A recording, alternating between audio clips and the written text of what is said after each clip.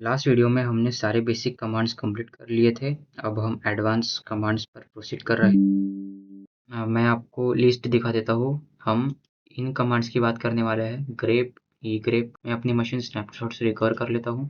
तो video start करते हैं। हमारी फर्स्ट कमांड है ग्रेप। इस ग्रेप का फुल फॉर्म होता है ग्लोबल रेगुलर एक्सप्रेशन प्रिंट। का सिंटैक्स आप देख पा रहे होंगे। ये ग्रेप कमांड आपके दिए गए पैटर्न्स को फाइल्स में फाइंड आउट करती है। जैसे अगर मैं आपको नॉर्मल एग्जांपल से समझाऊं तो जैसे आपको सर्च बार पता होगा, कोई भी सर्च बार, जैसे कि मैं अपने फाइल मैनेजर में आपको कुछ सर्च करता हूँ। जैसे मुझे सर्च करना है, यहाँ देख सकते हो आपने जो पैटर्न लिखा है उसके रिलेटेड यहाँ रिजल्ट्स आ रहे हैं। और एक एग्जांपल दूं तो आप गूगल ड्राइव पता होगा। गूगल ड्राइव आप जैसे कोई पीडीएफ फाइल ओपन करते हो और उसके सर्च बार में जो वर्ड लिखते हो वो वर्ड उस फाइल में सर्च करके आपको उस वर्ड तक पहुंचा देगा। वैसा ही सेम ये कमांड वर्क करता है। जैसे मैं आपको करके दिखाता हूँ कि ग्रेप कमांड यूज करके मुझे वर्ड फाइंड आउट करना है। वर्ड को ही हम पैटर्न कहते हैं क्योंकि यहाँ वर्ड के साथ नंबर्स भी आ सकता है, इसीलिए हम इसको पैटर्न कहते हैं। जैसे हमारा पैटर्न है रूट और हमें फाइंड करना है etc pass.wd फाइल में। आप देख सकते हो कि pass.wd फाइल में 3 बार हमारा पैटर्न मैच हुआ है। मैं एक बार फाइल आपको रीड करके दिखा देता हूँ। फाइल रीड करने के लिए कैट कमांड यूज करते थे और हमारी फाइल है pass.wd। एंटर।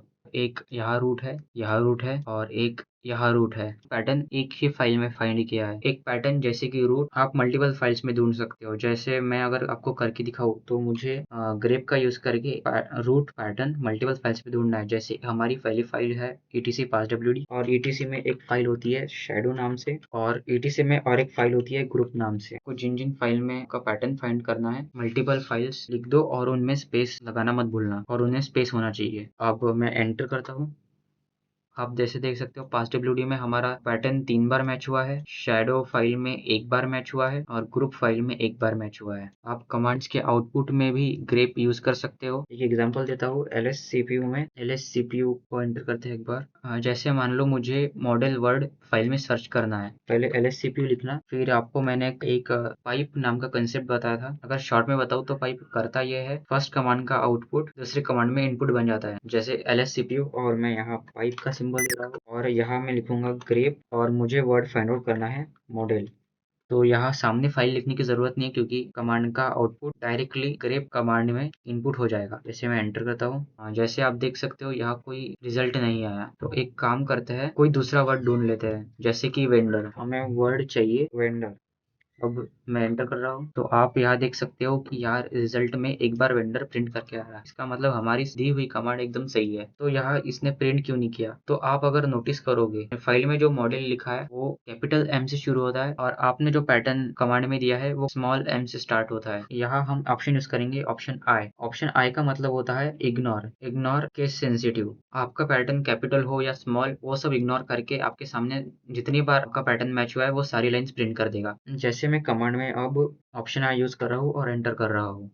जब हमने पहले कमांड दी थी तब कोई रिजल्ट नहीं आया था। जब हमने सेम कमांड चलाई ऑप्शन आई के साथ तब इसने 3 लाइंस प्रिंट की है जिसमें हमारा पैटर्न मैच हुआ है। एक बार वेंडर फाइंड आउट करके देखते हैं। आप डिफरेंस साफ देख सकते हो। जैसे पहली बार कमांड चलाई थी तब आउटपुट में एक लाइन प्रिंट किया था और अब आप देख सकते हो 3 बार आउटपुट दिया है। यहाँ हो क्या रहा है कि जब आप कमांड एंटर करते हो तो ये पूरी लाइन प्रिंट कर देता है। हमें अब ऐसा चाहिए कि तुम लाइन प्रिंट मत करो, तुम बस जितनी बार हमारा पैटर्न मैच हुआ है सिर्फ वो वर्ड प्रिंट कर दो। जैसे ऑप्शन ओ के साथ कमांड रन करके दिखाता हूँ ओ और एंटर कर रहा हूँ। आप देख सकते हो इसने पूरी लाइन प्रिंट ना करते हुए सिर्फ रूट जितनी बार फाइल में मैच हुआ है उतने सिर्फ वर्ड्स प्रिंट किए हैं। आप ऑप्शन ओ के साथ एन यूज कर सकते हो। ऑप्शन एन से जितने बार वर्ड मैच हुआ है उतने बार प्रिंट करेगा और साथ ही में जिस लाइन में प्रिंट हुआ है उस लाइन को भी प्रिंट करेगा। नेक्स्ट ऑप्शन की अगर मैं बात करूं, लेकिन इन ऑप्शंस में मजा नहीं आ रहा। एक काम करते हैं, अब ऐसा करते हैं कि जिस लाइन में हमारा पैटर्न मैच हुआ है वो छोड़ के सारे लाइंस प्रिंट कर दो। इससे पहले मैं आपको एक बार फाइल रीड करके दिखा देता हूँ। एंटर। फाइल का नाम सही लिखा है और एंटर। तो आप यहाँ देख सकते हो मैंने आपको नंबरिंग के साथ फाइल रीड करके दिखा दी है। अब हम ऑप्शन वी के साथ ग्रेप कमांड अप्लाई करके देखेंगे। जैसे यहाँ मैं ऑप्शन वी यूज करता हूँ और मैं यहाँ एंटर कर रहा हूँ। एंटर। आप यहाँ देख सकते हो कि फर्स्ट लाइन यहाँ से गायब है और यहाँ 9th के बाद 10th लाइन गायब है। इसका मतलब इस लाइन में हमारा पैटर्न मैच हुआ था। जैसे कि मैंने कहा था वी ऑप्शन इस लाइन में हमारा पैटर्न मैच हुआ है, वो लाइन छोड़ के सारे लाइन्स प्रिंट कर देता है। अब बात करते हैं अगले ऑप्शंस की। अब मैं कुछ ऐसा करता हूँ कि ग्रेप के साथ रूट वर्ड नहीं लिखता, सिर्फ RO लिख के एंटर कर देता हूँ। देखते हैं कमांड काम करती है कि नहीं। तो आप रिजल्ट में देख पा रहे होंगे कि जहां जहां हमारा पैटर्न मैच हुआ है, जैसे कि रूट में हमारा पैटर्न मैच हुआ है, ट्रबल शूटिंग में हमारा पैटर्न मैच हुआ है और क्रोनी में हमारा पैटर्न मैच हुआ है। लेकिन हम ऐसा चाहते हैं कि हमारा पैटर्न अगर एग्जैक्ट मैच हो रहा होगा तो लाइन प्रिंट करो, वरना कुछ मत करो। तो उसके लिए हमारे पास ऑप्शन होता है ऑप्शन W। तो ये चीज समझाने के लिए मैं आपको किसी और एग्जाम्पल से समझाता हूँ। सबसे पहले हम बिना W के कमांड्स चला के देखेंगे और उसके बाद ऑप्शन W के साथ चला के देखेंगे। ग्रेप के साथ पैटर्न फाइंड करने वाले हैं 111 और ETC में एक फाइल होती है सर्विसेज नाम से। तो जैसे आप देख सकते हो ये थे हमारा पैटर्न और जहाँ जहाँ पैटर्न मैच हुआ है वो सारी लाइंस इसने प्रिंट कर दी है। अब हम ऑप्शन W के साथ एक बार एंटर करेंगे तो आप रिजल्ट में और सेकंड रिजल्ट में साफ डिफरेंस देख सकते हो कि यह जहाँ पैटर्न एग्जैक्ट मैच हुआ है वही दो लाइंस प्रिंट की है, बाकी सब इग्नोर कर दिया। तो W ऐसे वर्क करता है।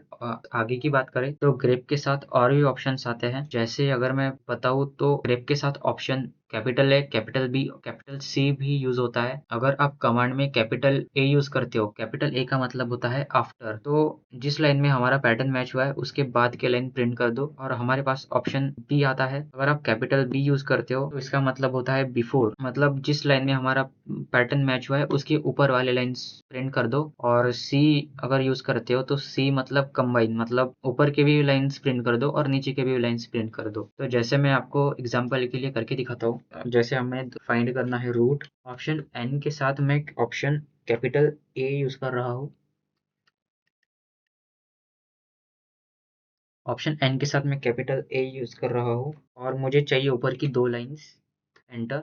जैसे कि आप देख सकते हो जिस लाइन में हमारा पैटर्न मैच हुआ है उसके नीचे के दो लाइंस चाहिए तो इसने दो लाइंस प्रिंट कर दिए हैं। आप 10th लाइन भी देख सकते हो, इसकी 11th लाइन और 12th लाइन भी इसमें प्रिंट कर दी है। मैं आपको ऑप्शन बी के साथ एक बार यूज करके दिखाता हूँ। याद रखना कैपिटल बी होता है और एंटर। हमारी लाइन फर्स्ट है तो इसके ऊपर वाला इसने प्रिंट नहीं किया है, लेकिन अगर आप 10th लाइन देखते हो तो 10th लाइन के ऊपर इसकी दो लाइंस इसने प्रिंट कर दी है। ऑप्शन सी देखेंगे। अब एंटर कर रहा हूँ।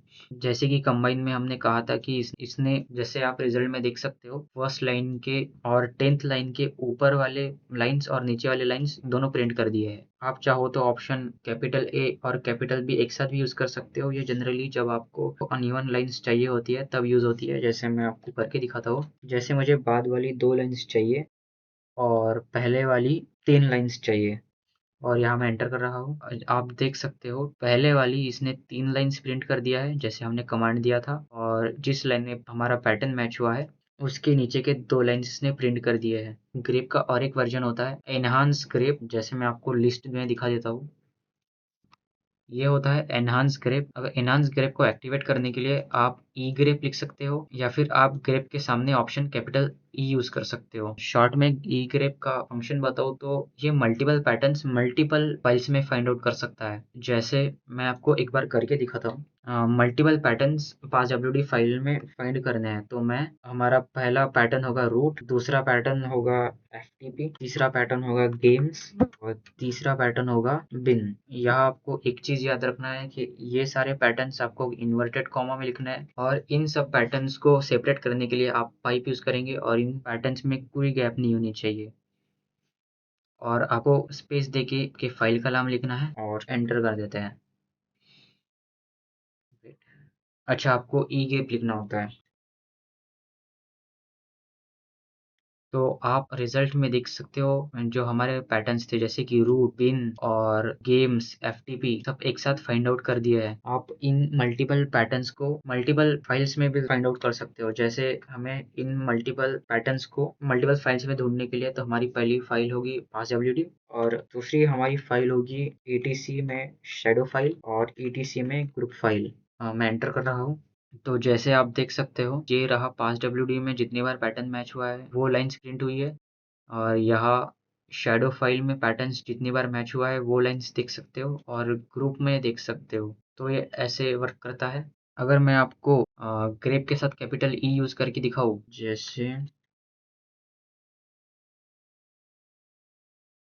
तो मैं यहाँ से सामने से ग्रेप हटाकर कैपिटल ई ऑप्शन में लिख रहा हूँ और एंटर। तो जैसे आप देख सकते हो फर्स्ट रिजल्ट और सेकंड रिजल्ट सेम प्रिंट हुआ है।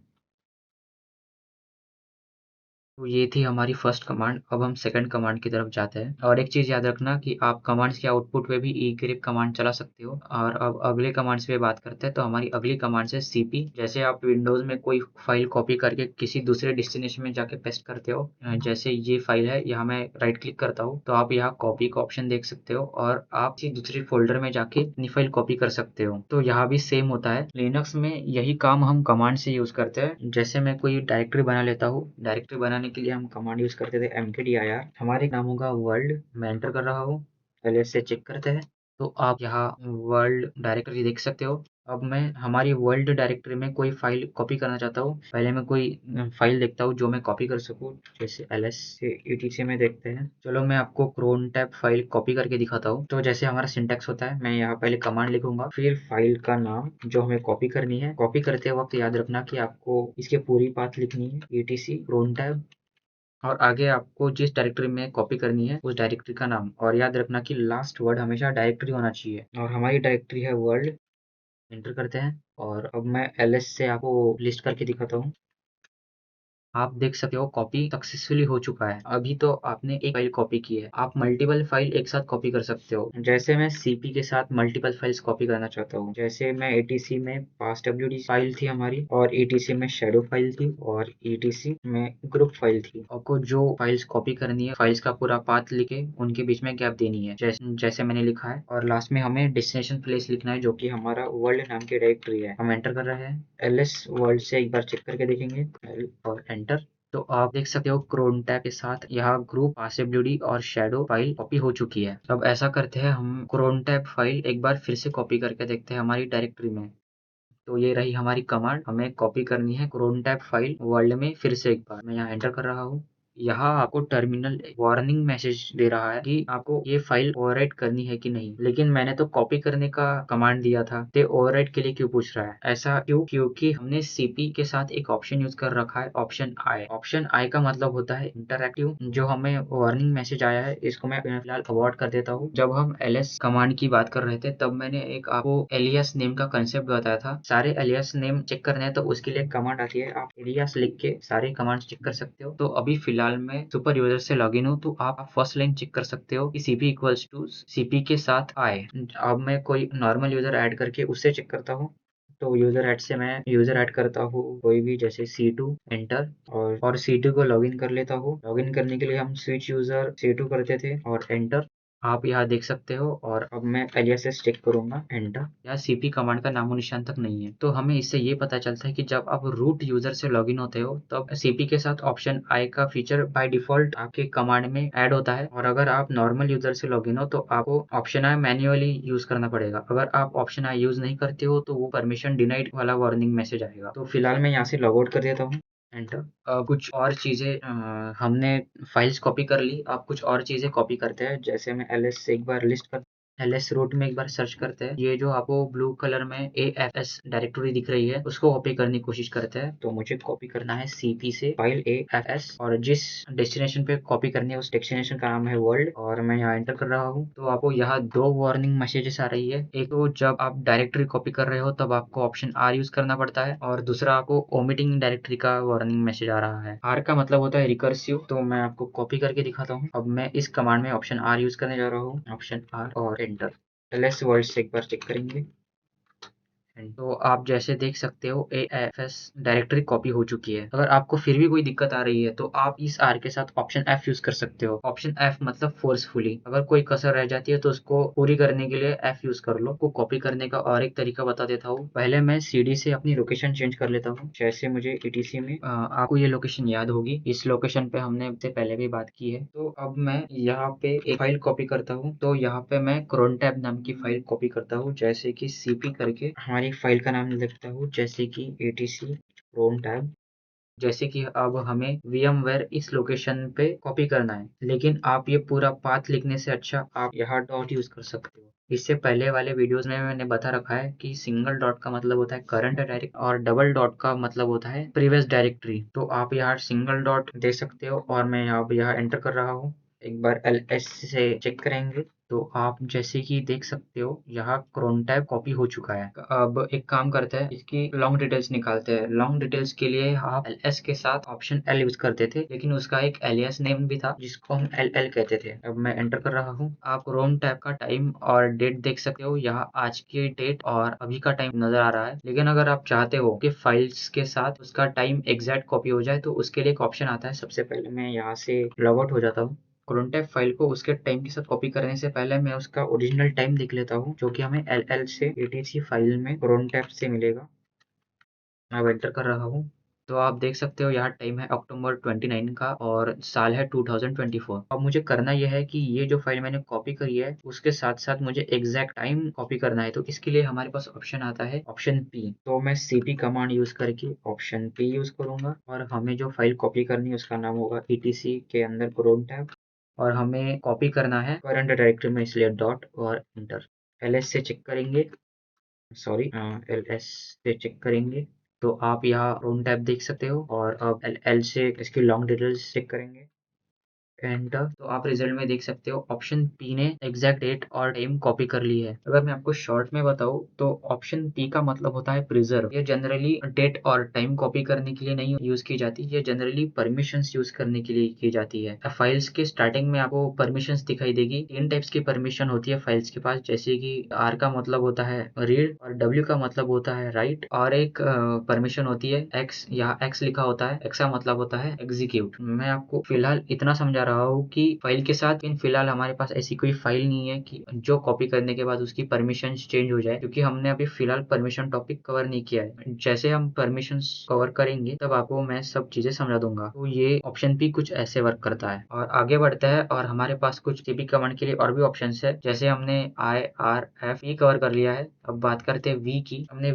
इस वी की बात पहले भी कर चुके हैं। इस वी का मतलब होता है वर्बोस। अपने कमांड्स में यूज करते हो तब जो एक्शन हो रही है उसको टर्मिनल पे प्रिंट करता है। जैसे मुझे अब सीपी के साथ कॉपी करना है etc डायरेक्टरी, और क्योंकि ये एक डायरेक्टरी है इसलिए हमें ऑप्शन आर यूज करना पड़ेगा। कोई कसर ना रहे इसलिए हम ऑप्शन एफ यूज करेंगे, मतलब फोर्सफुली, और हम यहाँ फाइनली यूज करेंगे वी और मैं एंटर कर रहा हूँ। अच्छा, मैं यहाँ डेस्टिनेशन लिखना भूल गया। ये फाइल और डेस्टिनेशन है हमारी वर्ल्ड डायरेक्टरी और मैं एंटर कर रहा हूँ।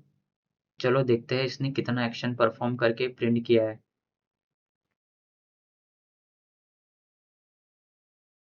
काफी लंबी लिस्ट लगी है। एक काम करता है, इसको मैं इसकी फॉन्ट साइज छोटी करके फिर स्क्रॉल करता हूँ।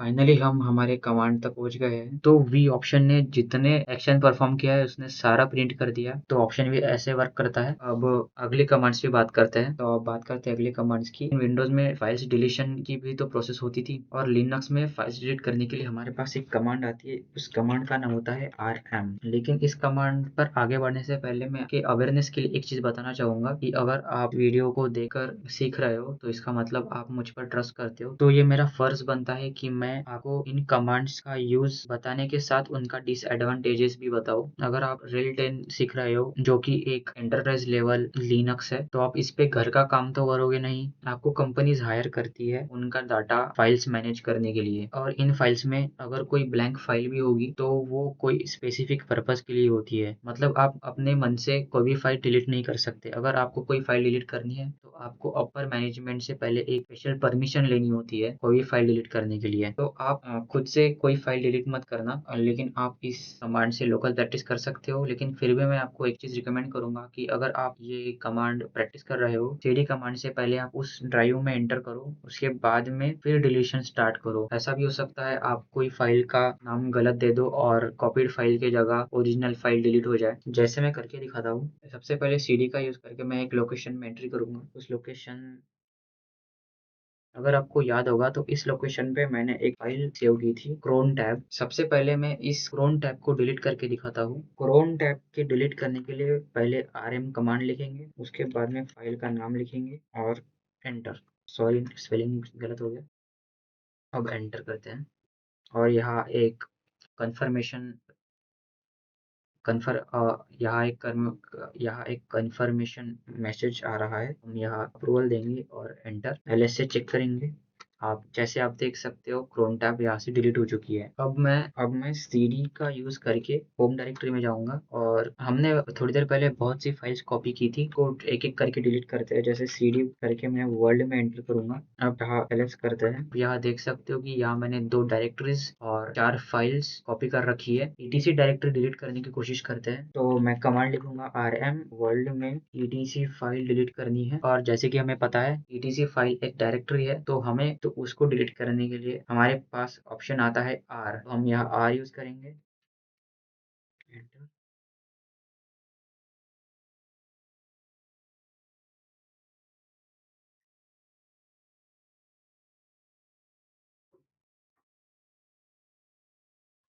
बिना वर्ल्ड के लिख के देखते हैं।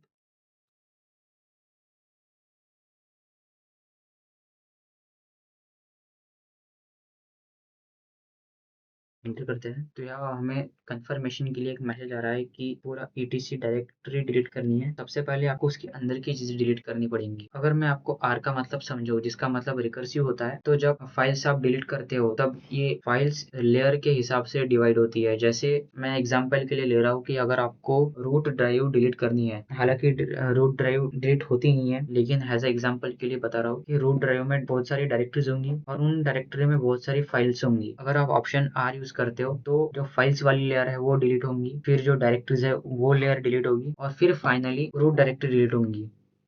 तो कंफर्मेशन के लिए हमें पूछ रहा है कि आपको अंदर डिसेंड करना है कि नहीं, तो हम कंफर्म करते हैं और फिर एक बार।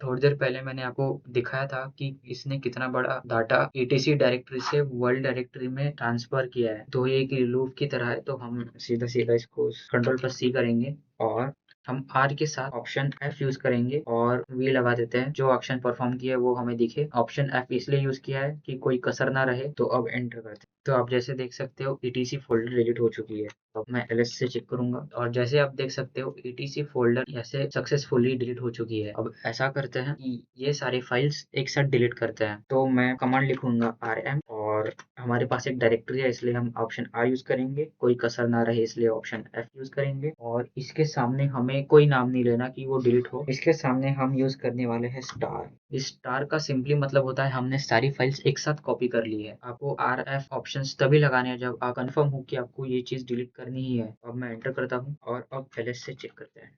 देख सकते हो कि इस वर्ल्ड डायरेक्टरी से हमने जो भी डाटा कॉपी किया था वो एक साथ डिलीट हो चुका है। अब आगे बढ़ने से पहले मैं आपको इस स्टार का मतलब बता देता हूँ। इस स्टार को हम वाइल्ड कार्ड कहते हैं। इस स्टार का मल्टीपल यूजेस होता है, जैसे कि अगर मैं आपको यहाँ बताऊँ, अगर आपको फाइल्स का नाम याद नहीं आ रहा, अगर आपको स्टार्ट के 3 अल्फाबेट्स याद है और लास्ट में आपने स्टार लगा दिया तो बाकी का काम स्टार संभाल लेगा। और अगर आपको मिडल के 3 अल्फाबेट्स याद है, स्टार्ट और एंड में स्टार लगा दो, बाकी काम स्टार संभाल लेगा। और अगर आपको एंड के 3 अल्फाबेट्स याद है तो उसके स्टार्ट में स्टार लगा दो, बाकी काम स्टार संभाल लेगा। जैसे मैं आपको एक एग्जांपल के लिए दिखाता हूँ, जैसे कि मैं फिलहाल etc लिस्ट कर रहा हूँ, तो मान लो मुझे सारे कॉन्फ़िगरेशन फाइल्स एक फाइल में कॉपी करने हैं। तो आप यहाँ देख सकते हो बहुत सारे कॉन्फ़िगरेशन फाइल्स आपको यहाँ दिख रहे होंगे। इसके लिए मैं यहाँ cp यूज करूंगा, r यूज करूंगा कि चाहे फाइल हो डायरेक्टरी हो सब कॉपी कर लो और यहाँ मैं स्टार लिखूंगा डॉट और अब मैं एंटर करता हूँ। अच्छा, मैं डेस्टिनेशन लिखना भूल गया। आपको याद रखना है कि अगर आपकी प्रेजेंट लोकेशन उस डायरेक्टरी की है फिर भी आपको एंड में डेस्टिनेशन फाइल लिखनी ही है। जैसे मैं यहाँ वर्ल्ड डायरेक्टरी लिख देता हूँ और एंटर। फाइनली सारी फाइल्स कॉपी हो चुकी है। मैंने यहाँ किया क्या था कि आपको कॉपी करते वक्त आपको पूरा पाथ लिखना होता है। जैसे मैंने पूरा पाथ लिखा तो पूरी फाइल कॉपी हो चुकी है। मैं ls से आपको दिखा देता हूँ, ls वर्ल्ड। आप यहाँ देख सकते हो कि सारे कॉन्फ़िगरेशन फाइल्स हमारे डायरेक्टरी में सेव हो चुके हैं। इस स्टार और वाइल्ड कार्ड सिंबल के बहुत सारे यूजेस होते हैं, लेकिन मैंने फिलहाल अभी आपको फाइल सिलेक्शन के लिए यूज करके दिखाया। जैसे जैसे हम फ्यूचर में और आगे बढ़ेंगे तब मैं आपको इसके और भी यूजेस बताऊंगा। सीडी से वर्ल्ड में एंटर करके इसको डिलीट करते हैं, ls करके लिस्ट करते हैं। अब मुझे ये सारे फाइल्स एक साथ डिलीट करने के लिए हम यूज करने वाले हैं rm, और इस डायरेक्टरी में अभी फिलहाल कोई डायरेक्टरी नहीं है, लेकिन फिर भी हम f लगा देते हैं और हम यहाँ यूज करेंगे स्टार, जो कि सारी फाइल्स एक साथ सिलेक्ट कर लेगा। अब एंटर करते हैं, ls से चेक करेंगे तो आप यहाँ देख सकते हो कि सारी फाइल्स एक साथ डिलीट हो चुके हैं। अब जैसे विंडोज में फाइल कॉपी पेस्ट होती है, डिलीट होती है और one place to another move होती है। फाइल्स को एक जगह से दूसरी जगह मूव करने के लिए हमारे पास होता है MV। सबसे पहले मैं CD से लॉग आउट हो जाता हूँ, मैं यहाँ LS से लिस्ट करता हूँ। और आपको याद होगा कि थोड़ी देर पहले मैंने यहाँ क्रोम टैब फाइल कॉपी की थी। MV कमांड से इस क्रोम टैब को हमारी वर्ल्ड डायरेक्टरी में मूव करता हूँ। एंटर, ls से मैं वर्ल्ड लिस्ट करता हूँ। यहाँ देख सकते हो कि यहाँ क्रोम टैब फाइल मूव हो चुकी है। ये MV फाइल्स को मूव ही नहीं करती, कभी कभी रीनेम करने के लिए भी यूज की जाती है। अब जैसे मुझे इस क्रोम टैब का नाम रीनेम करना है तो मैं अब MV कमांड लिखूंगा और क्रोम टैब पूरा पाथ लिखो, क्रोम टैब, और इसका न्यू नेम लिखो। मैं इसका न्यू नेम क्रोम टैब 2 रखता हूँ। एंटर, देखते हैं हुआ है कि नहीं हुआ है। ls वर्ल्ड, आप यहाँ देख सकते हो कि इसका रीनेम सक्सेसफुल हो चुका है। अगर आप कमांड थोड़ी इसकी लग रही है तो आप रीनेम करने के लिए और एक कमांड यूज कर सकते हैं, उसका नाम होता है रीनेम। रीनेम करने के लिए पहले यहाँ आपको ओल्ड नेम लिखना है जो कि क्रोम टैब 2 है। फिर आपको यहाँ न्यू नेम लिखना है। मैं यहाँ क्रोम टैब का नाम काट देता हूँ और फिर से एक बार ओल्ड नेम लिखना है। फिर से रिपीट कर देता हूँ, पर सबसे पहले कमांड लिखनी है रीनेम, फिर उसके बाद में आपको ओल्ड नेम लिखना है, उसके बाद में आपको न्यू नेम लिखना है, उसके बाद में फिर से एक बार ओल्ड नेम लिखना है। मैं एंटर करूंगा और ls से एक बार चेक करेंगे, ls वर्ल्ड से एक बार इंफॉर्मेशन लिस्ट करेंगे। एंटर, तो आप यहाँ देख सकते हो, यहाँ आपको काइट दिख रहा होगा। आप इन दोनों कमांड से डायरेक्टरी का नाम भी चेंज कर सकते हो। जैसे मैं रीनेम से वर्ल्ड का नाम चेंज करता हूँ यूनिवर्स से, और फिर एक बार ओल्ड नाम लिखना है। एंटर करते हैं, ls करते हैं। आप रीनेम सक्सेसफुल देख सकते हो, हमारा वर्ल्ड चेंज हो चुका है यूनिवर्स में। तो ये थे हमारे आज के कमांड्स। वीडियो खत्म करने से पहले मैं और एक चीज बता देता हूँ कि rm कमांड का यूज थोड़ा संभाल के करना, और वर्चुअल मशीन को पावर ऑफ करने के लिए आप ये कमांड यूज कर सकते हो, जैसे मैं आपको करके दिखाता हूँ। और जैसे आप देख सकते हमारी मशीन पावर ऑफ हो चुकी है, तो पावर ऑफ ऐसे कर सकते हैं। और अब आप अपनी फिजिकल मशीन ऑफ कर सकते हो, अब आपकी मशीन में कोई दिक्कत नहीं आएगी। और इस वीडियो की नोट्स मैं टेलीग्राम पर अपलोड कर दूंगा। अगर आप सच में सीरियस हो तो नेक्स्ट वीडियो आने से पहले सारे बेसिक चीजें एक बार कंप्लीट कर लो, क्योंकि एडवांस चीजें शुरू हो गई तो आपको बेसिक चीजें पता होनी चाहिए, जैसे कि फाइल्स को रीड वगैरह करना, ये सब पता होना चाहिए। तो मिलते हैं फिर नेक्स्ट वीडियो में।